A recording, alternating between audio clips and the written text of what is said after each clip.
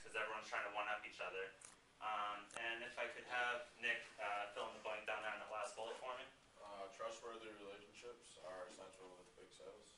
Yeah, I mean, like you've heard it a couple times today. It's all like professional selling is all about building those relationships, being able to trust someone. I mean, we all know what it's like to trust someone. There's nothing like that feeling, especially when you're spending some money. Like I said, back to the Dell example, that's a huge investment, not something you want to make a mistake on. So moving on to the next one, the salespeople in the employing firm. Revenue producers, one of the vocab words. It's a role for the salespeople. They want to get that top line, bring in the income, bring in the revenue. It's the salespeople who are out there. Say you're in an entry-level sales position. You're learning those skills. I think you're making sure that you're selling your product, but you're also making sure that you're being honest and candid with the customers. You don't want to lie to them. You want to be there for them. If they have a question about one of those new innovative products that you have, you want to be able to answer it for them and answer truthfully. You don't want to be just going out on a limb and guessing because you sold it to them. They're coming to you for questions. So you always want to be there for that. The market research and feedback. It's at an entry-level sales position, you're out there, you're making the direct contact with the customers. You're learning stuff that no one else is going to be able to tell the business. You're seeing all of that firsthand, which leads into making them really good candidates for management positions. The skills that you learn in sales are huge when it comes to managing people. Not only are you really learning the customer, the economy, you're learning just the basic skills like that you need for the management positions. For example, you're selling a product to someone and you can't cross that line of like, yes, you owe the customer, but you also have a line that you owe to the society and to your business as well. So you have to know how to deal with that conflict right there, and you also have to do it with still being truthful to the customer. This feedback can help a couple of the main things. Can do a bunch of things, but control sales volume, tailored products for the segment market, something that you might realize work better here than somewhere else, improve customer support, merchandise setup and store, a lot of different things that they'll be able to help. Going back to the management positions, just touch on it briefly. Learning about the customer and the economy is huge because that's firsthand. That's how you're going to learn. You're not going to read that in a book somewhere. You're going to learn that from being out there and doing it, and then you're going to carry that with you and just take it to the next level when you get up to that management position. And lately, in more recent years, the sales positions are really prevalent in the upper level management positions. So now to the salespeople and the customer. When you're selling to a customer, one more time, I'm going to say it again, you've already heard, the building relationships, it's really important. But you do need to serve the customer, the society, and the employer. The fine line I touched on briefly, you need to make sure that you're not crossing a line. And you might know something because of your position at work, but that doesn't necessarily mean you can go telling the customer that because it could be a conflict of interest. And you just got to be knowledgeable. You got to be able to tell them, you got to be confident. You can tell in someone's voice when they're sure of something and when they're not sure of something. So you want to be knowledgeable about what you're selling because it's the only fair way to the customer. So just a little overview. The learning objective was number 4, and it was about the contributions from personal selling to the society, to the business, and the customer. Those are the 3 categories. These sales people stimulate the economy, create activity. Every sales is creating that. And then along with the new and innovative products, we're constantly pushing for more advancement, and the competition is higher than ever. Mentioned, like I said, the upper level management, now it's really prevalent, and the trustworthy relationships, that's the last point I got to put in there. And now questions, anyone got one? Or do I have to ask you guys one? Alright, so we'll go with who has, what was the number 1 thing you guys picked up out of my presentation today? Anyone shout it out? Don't lie. Don't lie, thank you. Yeah, be honest with them. Like it. Anything else, guys? Any comments?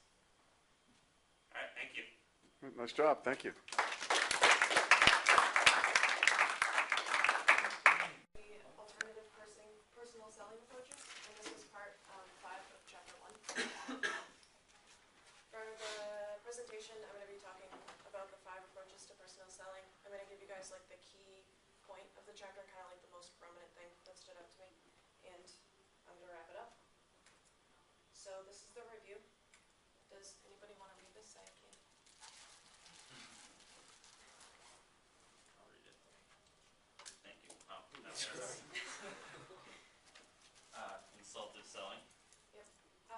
is when a sales associate helps their customer reach their goals by using the product, service, or advice from the sales associate, and this is gonna be going over like more in depth in the next presentation, because that's what that section's all about. Can somebody read that? Stimulus response selling. This is when you use specific words or actions to get a specific response from your client, and then you're gonna ask them questions that they're gonna wanna answer like yes to, in hopes that they'll say yes to the final sale. Do you guys want like an example of that? Does that make sense? Okay, say somebody calls you up, it's used in telemarketing a lot, and somebody calls you from like a local animal shelter or something, and they're like, hey, we do like all these great things for the community and the people that work here, and obviously the animals, like, you like animals, right? And you're gonna say yes, and you wanna help your community, right? And you're gonna say yes, and then they're gonna ask you for like a donation or something, and you're gonna wanna like donate like 5, 10, 20 bucks, or whatever. Does somebody wanna read that?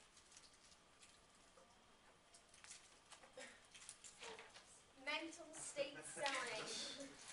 Okay, this one's also called the formula approach, and it's when you take the customer through a series of 4 mental states. There's no chalk up here, but it's AIDA, and it's attention, interest, desire, and action. And for those, you're gonna get somebody's attention, obviously, with your product or service, and you're gonna interest them, and you're gonna want to make them desirable, so you can get rid of like their stall if they're like hesitant to buy the product. And the action is the close of the sale, either they're gonna buy or they're not gonna buy. The next one. Need satisfaction selling. And this is when you sell to someone based solely on their needs.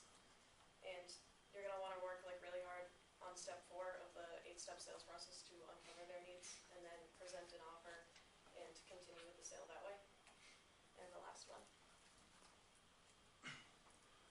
Problem solving selling. That part. Yeah, this one delves a little bit deeper than needs selling, and it just goes into like more like I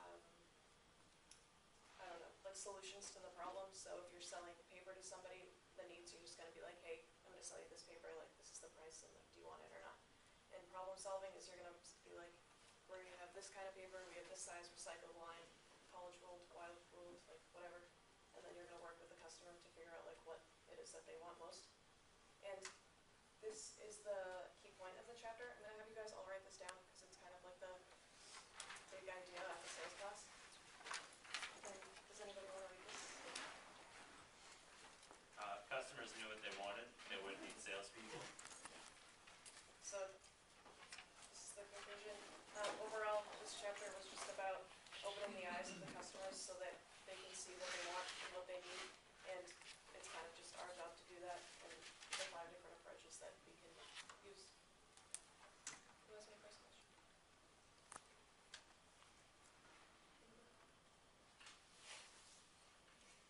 Of all of the alternative approaches to selling that you just covered, Yeah. which one do you think is most useful, like the better one? I would say problem solving, just because you're really working like more with the client than just like pitching to them, and you're really like getting deeper into like bettering their company, being honest with them and stuff. Anybody else? Could you put your first slide up? Back.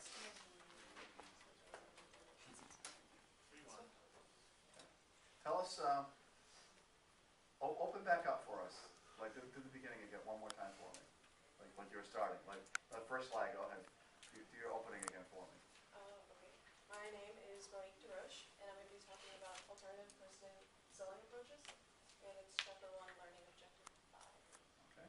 Now, I want you to say it again and tell us your major, and if you're a junior or not, or are you a junior? Yeah.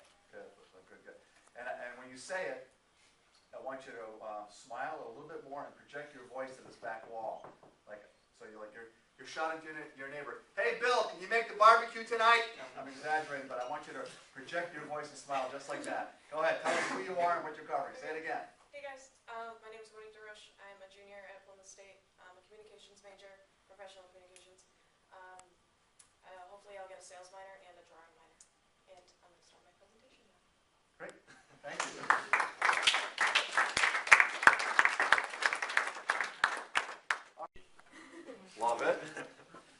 three of you guys raising your hands at the same time? What else did you observe? She engaged the class How? by throwing candy at people and asking questions. Good. What else did you observe? She didn't, sorry, Go ahead, no, go ahead. I'll give you- she didn't like load the PowerPoint with words, and it was coming from her, not like reading out the PowerPoint, which is always nice. Kind of keeps the class watching more instead of just kind of tuning in and looking out the window. Good, good. Over there. She offered examples in case we wouldn't understand what she was talking about. She had an example to back it up. Good, yeah, so that was well done. What else? Go ahead, Sean.